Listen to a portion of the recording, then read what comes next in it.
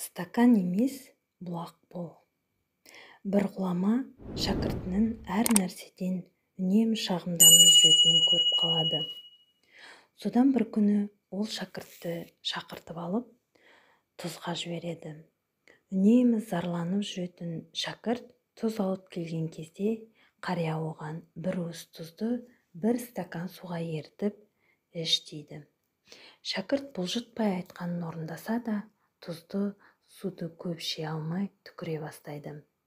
Дәмі қалай екен деп сұрайды қария. Шәкірті ащы деп жауап береді ызаланып.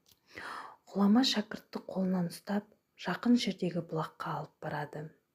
Бір уыс тұзды суға қосып, сол судан да ішіп көруін сұрайды.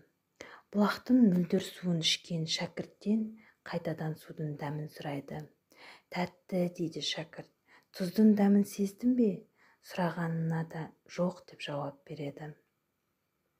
Осы кезде ғұлама өмірдегі қиындықтар осы тұз тәрізді аз да емес, көп те емес, үнемі бірдей мөлшерде.